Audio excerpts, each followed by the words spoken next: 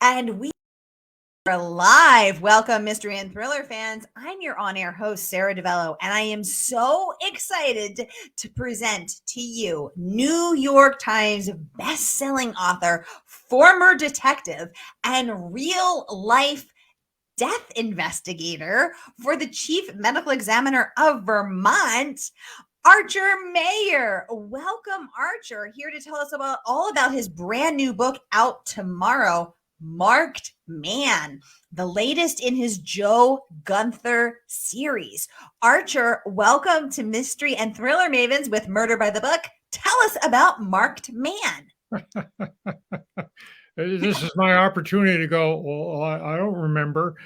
Anyhow, no, I will tell you a little about Marked Man. Thank you for having me on, Sarah. It's a rare and real privilege to be on. Oh, we're thrilled to have you. Marked Man is number 32 in the series of Joe Gunther books.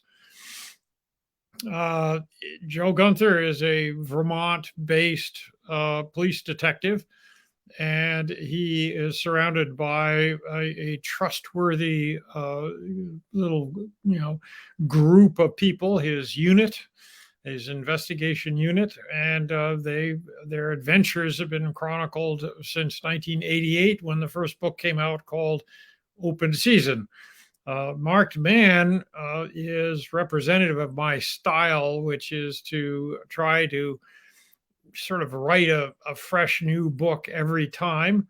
I have the same group of people, more or less, and I generally write about the same place, Vermont, more or less. I sometimes travel as well as I do in Marked Man. A good third of the book in Marked Man takes place in Rhode Island. Because when I was growing up, Rhode Island was always one of the crookedest states in New England. So I thought, well, if you're writing murder mysteries, what better place to visit? So the premise that stimulated this book was that there are an enormous number of very large abandoned factory buildings in New England called the mill buildings. They're sometimes 3, 4, 5 stories tall. They have as many as 200,000 to 300,000 square feet of space. Their ceilings on each floor can be 14 to 20 feet tall. The beautiful, huge windows because there was no internal lighting when many of them were built in the 1800s. And now, of course, they're sort of behemoths that nobody can do anything with. Sometimes they sit on sort of polluted land. So if anyone were to purchase them, they'd lose their money just cleaning up the site. But all my life, I've been driving by these monstrosities and loving them because architecturally they're so redolent of history and sweat labor and all the workers that travailed in their embrace. Just sort of makes your imagination go crazy. So I thought, well, I got an idea. I don't read or write Agatha Christie books, but I know that she was the queen of these so-called closed room mysteries. And the closed room was oftentimes the village that Miss Marple occupied, or something like that. So I decided, okay, I'm going to have an eccentric millionaire. He better be a multimillionaire. And he's going to buy one of these mill buildings, and he's going to turn it into a single family home, a 150,000 square foot single family home. But he's going to be a bit of a monster. If I look a little distracted occasionally, just so everyone knows. I think Gilbert has made an appearance. Oh, there he is. Because of him. Oh, look at him. He's so cute. Archer, he wants to sit with you. Well, he is sitting. He's your co-host. And that's why we're going through a little bit of a wrestling match every once in a while. So if things suddenly go blank, you'll know why. Gilbert is asserting himself. So anyhow, I have this millionaire buy this $1 million building, and he puts his entire family in there. Well, you know, and I know that not all families get along. But he guarantees that they will get along because he blackmails them, or he coerces them financially, or whatever other method he uses. In other words, this is not a very nice guy. In fact, he's a psychopath. But as we begin the book, he's also dead. In fact, the book begins at his medical examination by a student because he has donated his dead body to science. Mm. And that just means that medical students can figure out what makes the body tick. And so this chapter 1 begins with a medical student, carving into the sky and looking at this and looking at that, and allows me to sort of show off a little of my anatomical knowledge. And he bumps into something in the throat, the student does, and he basically, in short course, turns to the professor next to him and says, "What's this?" And the professor takes a good close look and says, "That is a homicide." And that's the beginning of the book. So that gives you an idea that things have gone seriously awry with this psychopathic millionaire who forced his entire family under one roof. Ooh. Well, they're still under the same roof because, of course, he controlled them through his will as well. And they are an unpleasant bunch of people. Great fun to write about. And I also had him get his dirty millions in Rhode Island as a young man. So that explains why the field trip to Rhode Island and my ability to then tell my readers about what a cabinet is. Do you know what a cabinet is, Sarah? No. It's a drink. It's like a milkshake. But that's what they call milkshakes in Rhode Island, is a cabinet. I didn't know that. I'm from Philadelphia. Apparently, I haven't lived in New England long enough. There you are. In an earlier book, I went to Philadelphia. So what did we talk about? Cheesesteaks. Cheesesteaks. So I like to throw the local knowledge under the bus to a certain. Hey, we got hoagies, we got soft pretzels, we got cheesesteaks, we got good eats in Philly. There you go. There you go. So oh my gosh. I try to be a little entertaining, and I don't eat. Essentially, but Gilbert probably eats more than I do. But nevertheless, I understand that other people do eat, and I try to honor that by making rare references to what people consume. Long story short, the book is complicated. It is, convoluted.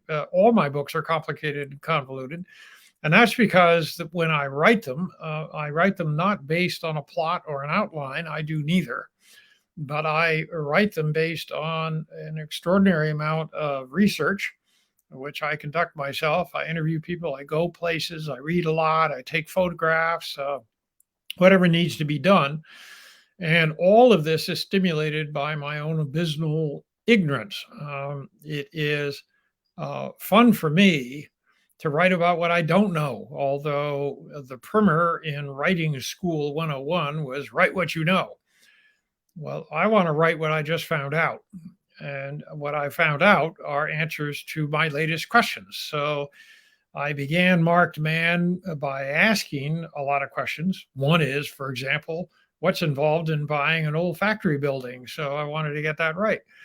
And on down the line. I probably interviewed up to 30 people and visited all sorts of places, as I said. And Marked Man is the final result. So I had a very good time. And the reviews, which astonishes me, I guess my checks actually got through, have been spectacular. I've gotten 2-starred reviews from periodicals who read the books way ahead of release, so that librarians and bookstores and whatnot know what they're getting. So I'm feeling pretty psyched about this number 32, to the point where number 33 is now finished, and I'm editing it as we speak. Well, not as we speak, but after we finish speaking, I'll go back to editing it. Ooh. Excellent. Well, I can't wait to hear so much more about all of this stuff. But first, I just want to welcome everyone who's watching with us tonight, watching on YouTube, watching on Facebook, watching on Murder by the Books channels, watching on my channels. Welcome, welcome, welcome. If you've been here before, you know the drill. And if you're new, we're so delighted to have you here tonight with Archer Mayer. And here's the drill. So every Monday for hashtag Mystery Monday, because you know Mondays can be murder. See what I did there? I give you two featured authors and you get to ask them anything. So here's your chance to ask the incredible New York Times bestselling author, Archer Mayer, author of 32 and soon to be 33 books, anything you want about his writing, his research, his character, Joe Gunther. Ask him anything that is going on in your brain, wondering about this really cool, super successful author. Get them going in the comments and I'll get them right over to him. I want to welcome Anne. I want to welcome Benjamin. Welcome Charlotte. Welcome Pam. Welcome Annette. Welcome Danny. Welcome Jerry. Welcome Susan. Welcome George. Welcome everybody. So great to have you here. Cynthia is saying, I love his homage to Agatha Christie. I love that too, Cynthia. Thanks for noting that. So Archer, did you, in your homage to an Agatha Christie locked room mystery, was this something you had always dreamed of doing, or you just lately got inspired to pay homage to Queen Christie? No. This is entirely spontaneous. I, like everybody else, I read Agatha Christie and Sherlock Holmes and Raymond Chandler and all sorts of fellows and girls and boys both, cranking this stuff out when I was younger.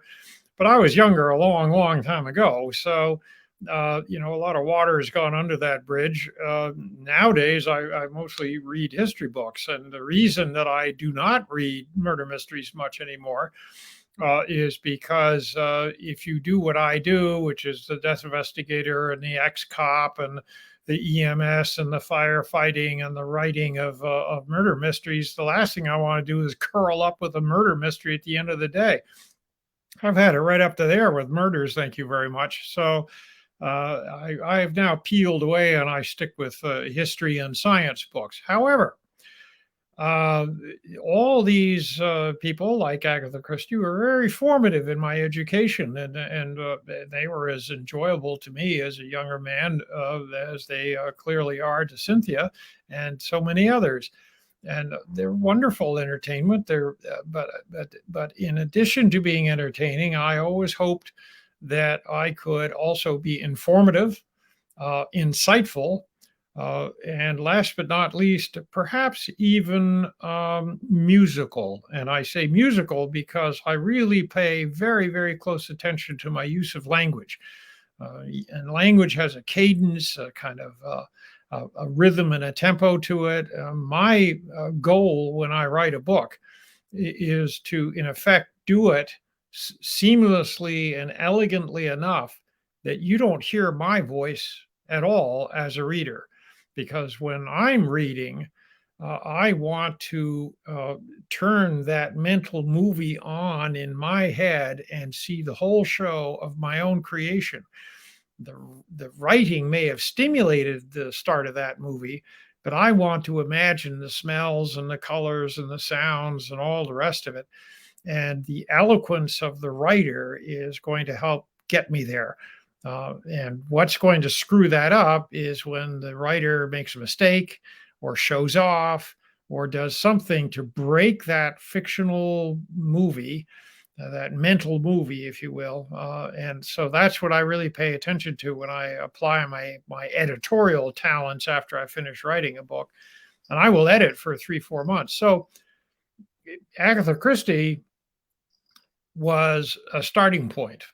But that was it. I wasn't going to write a book like Agatha Christie. She wrote her own books, and she did very well. Thank you very much. But she just stimulated the notion of a series of murders that all takes place under one roof.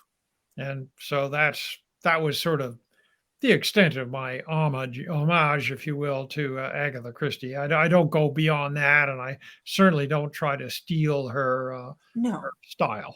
No, definitely not. Anne is saying she has really enjoyed your books. Anne, thank you so much for joining us tonight and for your comment. Archer, great to know you have so many fans and friends here. Anne, we hope you will enjoy this new one as well, out tomorrow. And I am plunking the link to grab it tonight from Murder by the Book in the comments. So you can support a independent woman-owned business. My partner in crime here. Cynthia is saying, wow, this is so awesome. She loves Joe. Some love there for Joe Gunther. Thank you so much, Cynthia. Melissa is saying, hi, Sarah and Archer. His knowledge must be immense regarding the work he has done, and his books must be so interesting. Yes, Melissa, absolutely. His 30-second book out tomorrow, the latest in his Joe Gunther series, Marked Man. Again, I just put the link to grab your copy in the comments. But yeah, y'all, the book is earning great praise. So it has earned so far 2 starred reviews. Congratulations on that, Archer. Book list raving. It has been clear for a while that Mayer's series, a perfect mix of character, setting, and story, is one of the best American police procedurals going. Archer, congratulations. I mean, what an incredible rave review. Again, not just a rave review, a starred review from Booklist. What's it like to be called perfect? Does that amp up the pressure for number 33? Or are you like, ha, I knew it all along? No. Trust me, I'm the bottom of 6 kids. I know that's just one guy's overuse of adjectives. My mother died at the age of 99, so I had a good many years to listen to just how imperfect I was. So none of this goes to my head, trust me. It's very nice to hear, but it's in no way, shape, or form accurate. I bless their enthusiasm and I thank them for their star, but the fact that they like this book is no reflection on my character. I'm as flawed as the next guy. Does it amp up the pressure on book 33, or this does not affect you? No.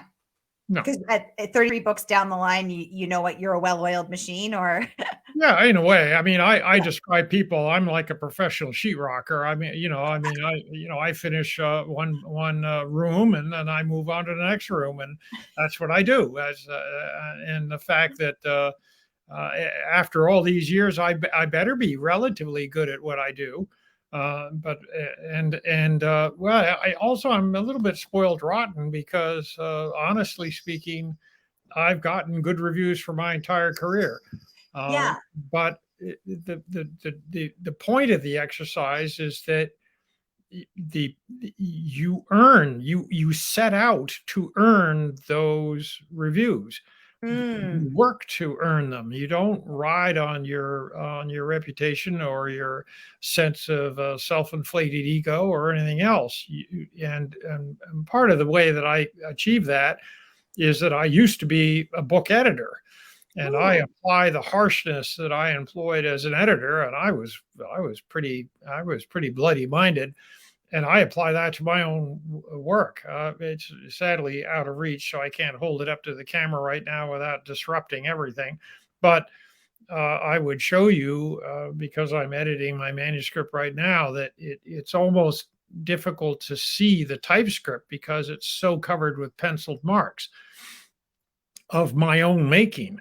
And I'll for each 300-page book, I'll do that 12, 15 times, again and again and again. And what I'm trying to do, as I referenced earlier, is to hit that tonal quality, try to make the language rich and evocative and musical as I possibly can. I love that. Well, Melissa is chiming in and saying, how great is a humble man? Melissa, I totally agree. The only thing better than a New York Times bestselling starred review man is a New York Times bestselling starred review humble man. And it's so lovely to see. Booklist, of course, not the only one to award you a starred review. Publishers Weekly also chiming in, saying superb, matches vivid characters with clever plot twists. Let's talk about the twists, Archer. Are you a plotter? Are you a pantser? Do you sit and vigorously plot it out? What's your process like? My process is, like I said, after I do all the research and the visiting and whatnot, and all the, I try to get answers to the questions that I presented to myself at the beginning. I try to write the books pretty much the way you read them, one page at a time. So I just start, and the story just begins to unfold.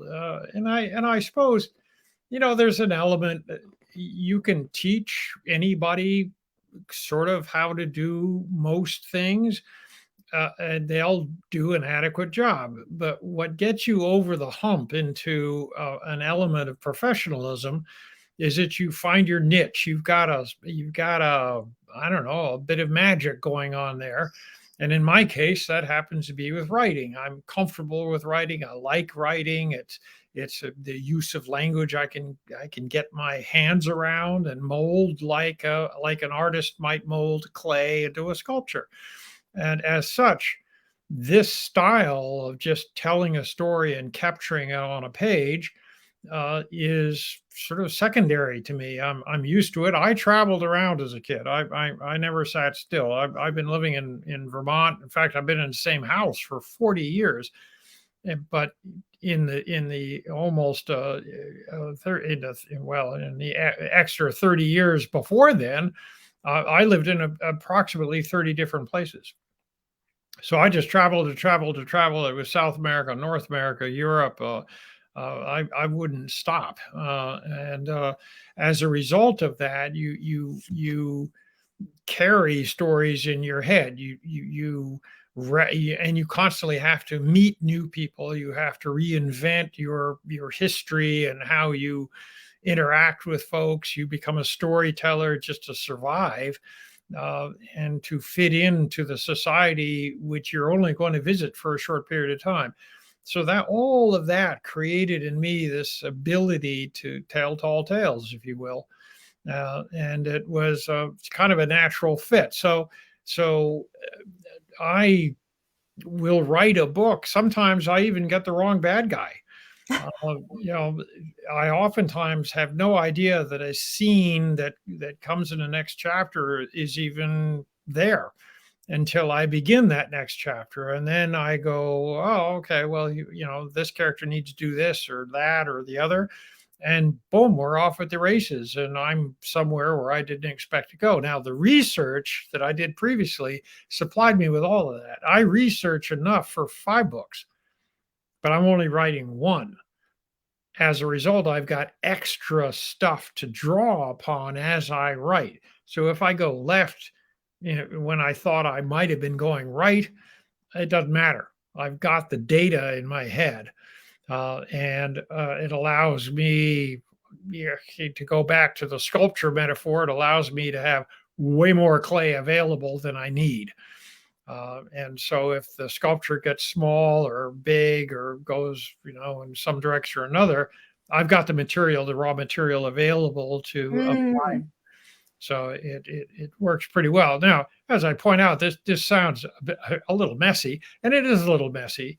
Obviously, after 40 years of being a professional writer, it's less messy than it used to be.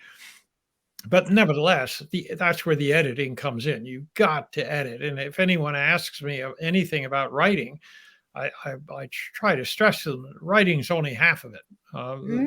Rewriting is the other half. And you really got to be serious. And there's no such thing as, I can't get rid of that paragraph. I spent so much time on it. And I'm inclined to say, well, if you spend so much time on it, it probably is not very well written. Because you just worked on it too hard, and I can see you sweat, and you're not supposed to be able to do that. So oftentimes those most cherished things are the first things you should get rid of. Ooh, interesting. So keep it, I have certain rules that I pay attention to as I edit. And one is say it once, say it well, and move on. You're not going to get a 900-page book out of me. But I hope that the 300 pages that you're going to get out of me are going to be fast-moving, succinct, well-written, and clear-eyed. I hope. Okay. Well, thank you for that, Archer. Appreciate all of that advice and wisdom you're sharing with us. Susan would like to know. Ooh, Susan, great question.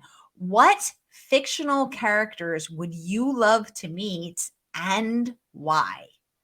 My gosh.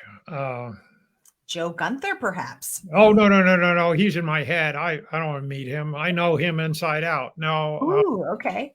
Yeah. No.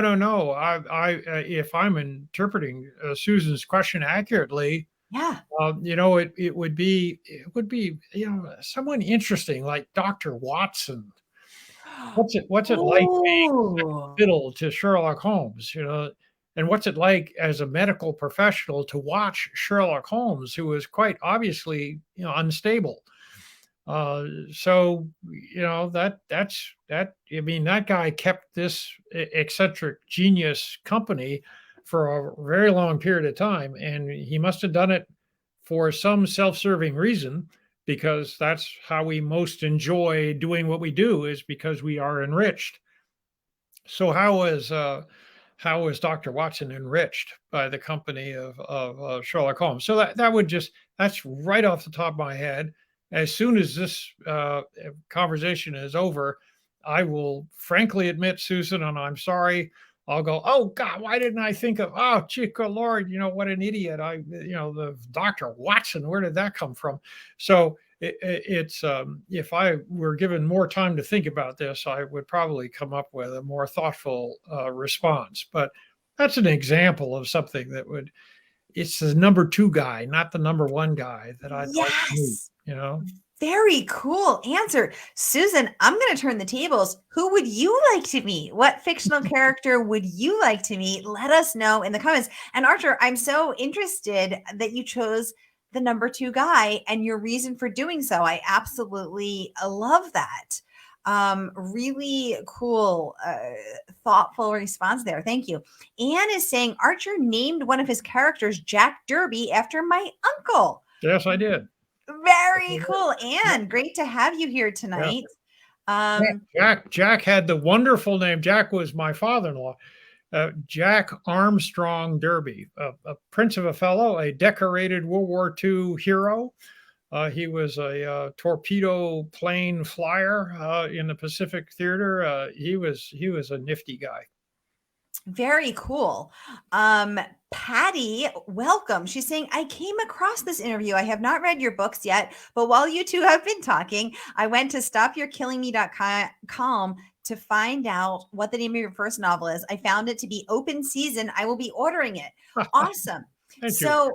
Patty, welcome to the conversation. So great to have you here. And for all of you who would like to check out Archer's backlist, that's what we call previous novels. I'm going to put the link right here in the comments so you can check out all of Archer's 31 previous novels. At his 32nd out tomorrow, of course, Marked Man, the latest in his Joe Gunther series. And you can check out the previous 31 and order them all up, because I love discovering, Patty, are you with me on this? I love discovering a new author, making a connection with them. And then it's the greatest thing when they have a backlist and you can just yum, work your way through that. It's so good. Susan is, oh, wait, hold on. I have missed something. She said, George Beach, welcome to the conversation. So great to have you here, sir, as always, saying he thinks that is the best answer to that question I've ever heard. George, I totally agree. George is joining us tonight from Murder by the Book. George, great to have you as always. Susan saying, I never thought of Sherlock as unstable. I'll have to reread some. Susan, I put that in the comments too. Thank you for noticing and chiming in. Clearly, we're vibing. Melissa saying, I'll be looking for Open Season 2. Okay, cool. So again, I'm popping the link in the comments. Here is Archer's entire backlist. So check that out. Now, one of the things, so I love police procedurals. I love the thrill of the hunt. I love putting the clues together. This works well for my type of brain, and I like to be in that chase, in that pursuit with the person who's investigating. And one of the things that I really love about your books, Archer, is that you have real life experience to bring to the table. So while it's really cool that that authors are sitting at home and imagining worlds. You are a former detective, an investigator in the sheriff's office in Vermont, and a real life, and I might say this wrong, death medical investigator. Tell us what that means and what you do. You're out there looking for dead bodies. Give us a skinny. Well, yeah, kind of. I don't actually troll for them, but yes. Bring out your dad. Yes, no, I don't do that. But when they find them, you're the guy they call, and then Yes, you yes, decide whether it's homicide or whether it's just a natural cause. Give it. yes, What's that yes, that's like? exactly right. Yeah, we call them unattended deaths, and they could be anything. They could be a 96-year-old guy found dead in bed in the morning, or they could be someone with a very sharp object just sticking out of his chest, which suggests not a natural death. Whatever the cause may be, no matter what the venue or time of day or the circumstances, if they are curious and they don't have a doctor nearby with a death certificate in her hand saying, I declare this person dead because she's been my patient forever and ever, and I told her to stop smoking and she died of lung cancer. That's an attended death, and I won't be called for that.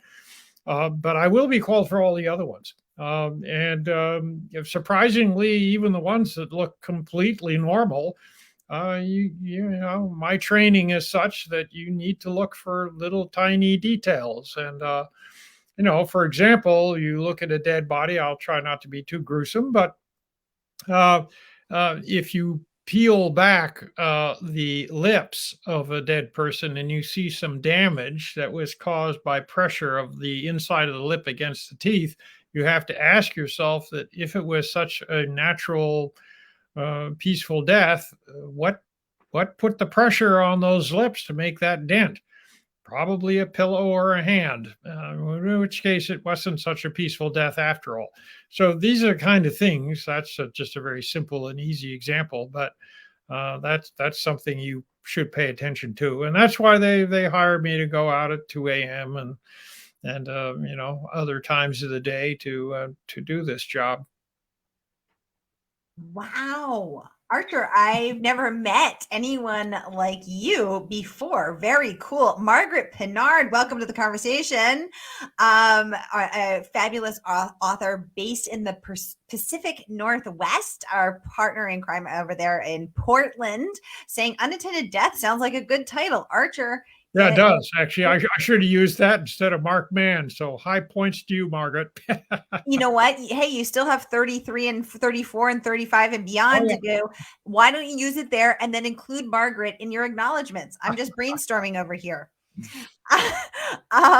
Patty is asking, what are some of your favorite authors to read, Archer? She says, I have to read books in order. Ooh, I like that, Patty. She asks, do you have to read a series in order? Do you have to read your series in order? Also, what TV policed procedurals shows are the most accurate? Patty, you're a woman after my own heart, because I am digging the vibe of this conversation. Archer, let's take that piece by piece. So first of all, who are your favorite? Margaret is saying thank you for the help, Sarah. Absolutely, Margaret. So let's take this piece by piece.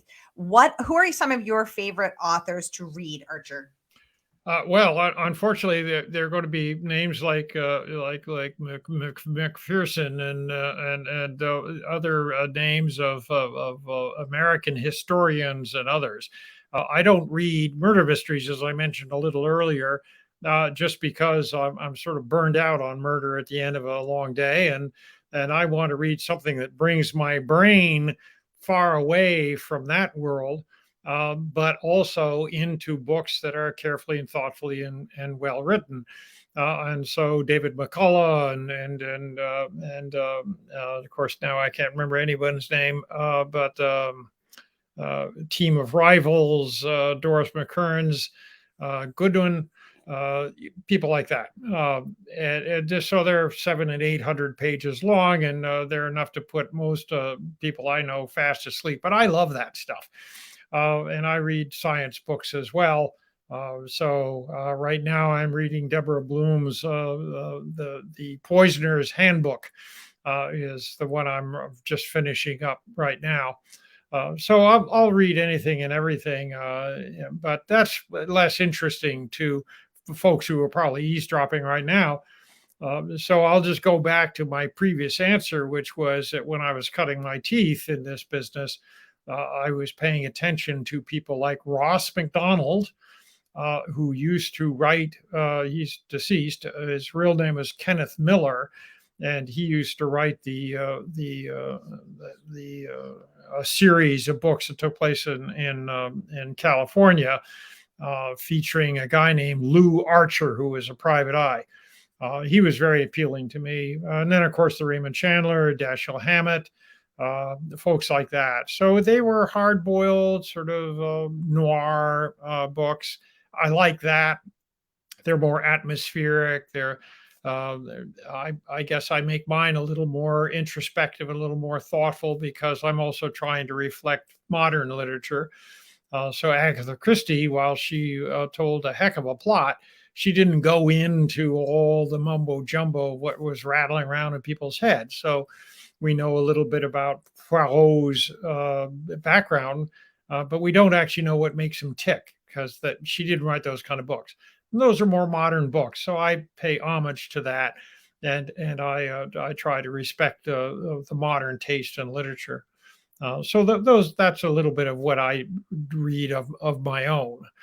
Now, in terms of the question as to do you have to read my books in order?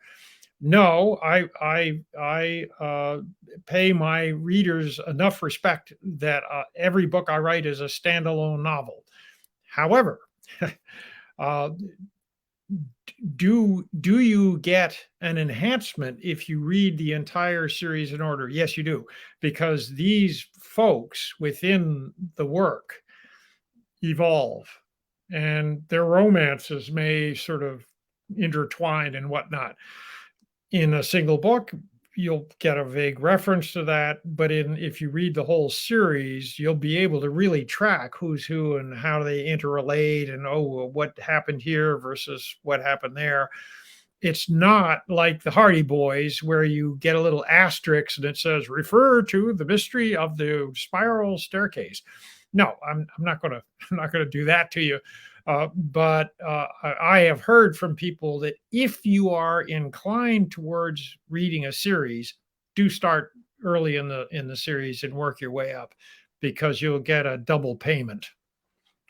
Oh, I love that. At least, I keep interrupting you, but I'm cheating. I'm reading the question at the bottom. Perfect. Read it. Yeah. Let's the very last question had to do with which police procedural do I most respect on TV? Yeah. And it's the old-fashioned Law and Order. May not be a sexy answer, but they are the least likely to do outrageous and crazy things. As you can imagine, as an old cop, watching TV can be a noisy affair if you're sitting next to me, because I'll keep slapping my forehead going, you can't do that, or you wouldn't do that, or that's dangerous or stupid or illegal, or, on and on and on.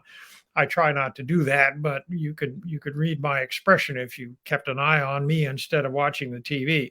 Law and Order, of course, obviously they're going to cut quarters, they're going to compress like crazy, they're going to, wrap everything up, but they are nevertheless more reflective of the world I used to be in than most of the other ones. I watch some of these shows, and I mean they're entertaining. I'm not going to take that away from them, but let's not pretend that they're even remotely realistic. I love it. And my husband will be thrilled, because he is a big Law and Order fan. And he always says he thinks it's the most accurate. So it's good to have it validated from a former cop and current real life death investigator.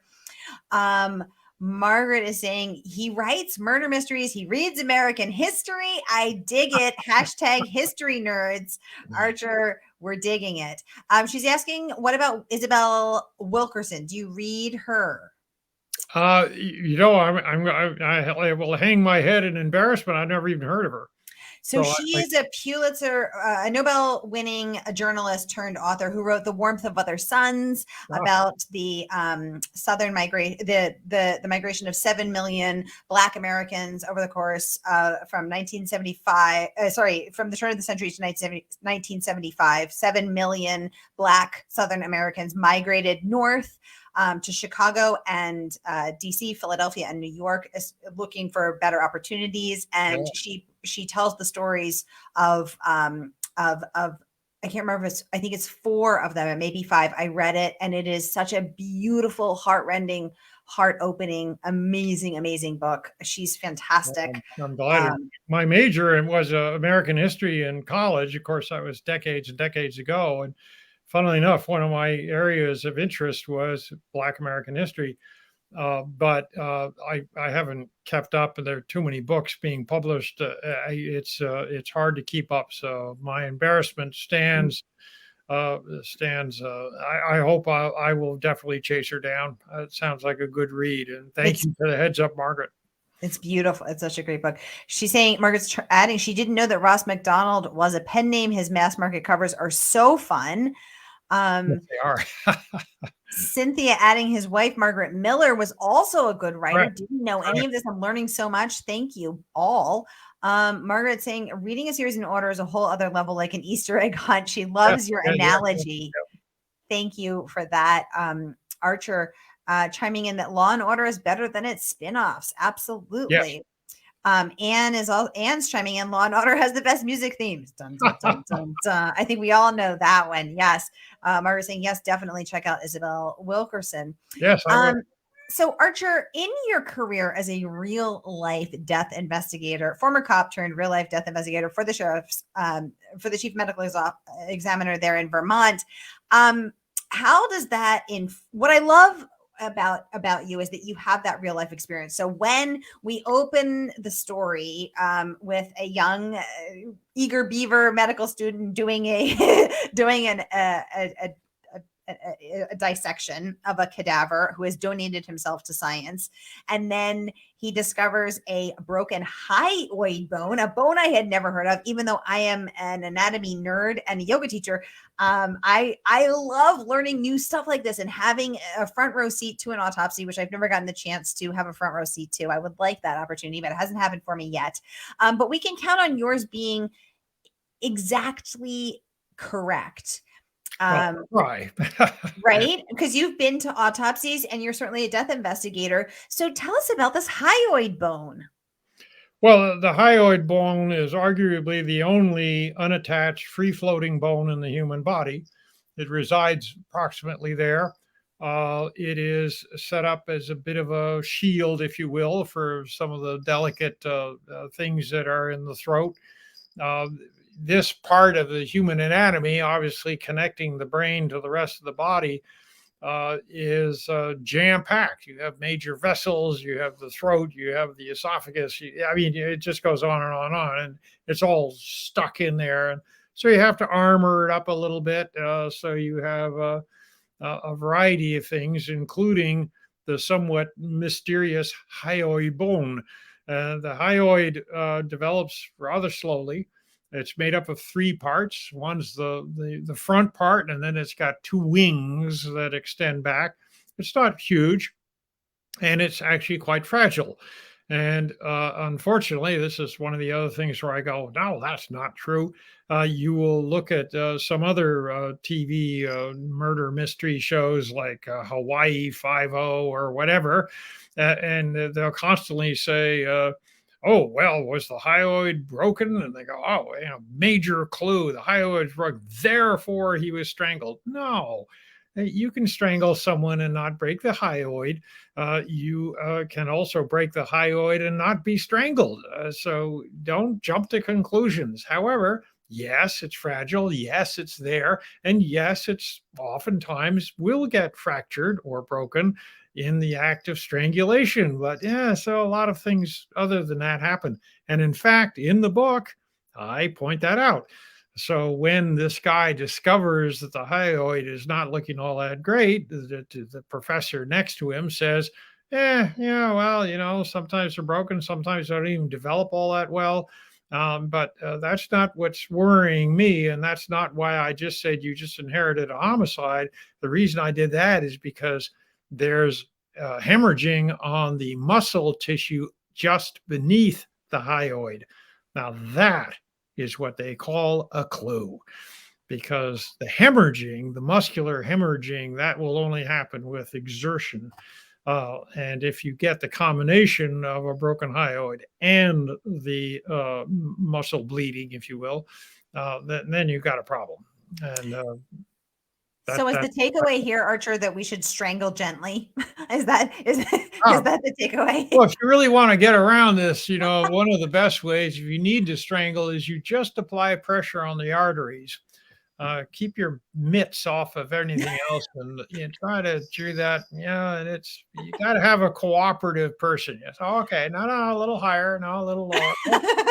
No, I'm getting sleepy. Yeah.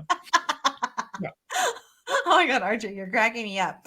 Patty would like to know, do you have an actor or a person that when you started to create Joe Gunther, you pictured in your mind? If your series, so let's start there. So when you're writing Joe, are you picturing someone? Or yes, my father as a young man.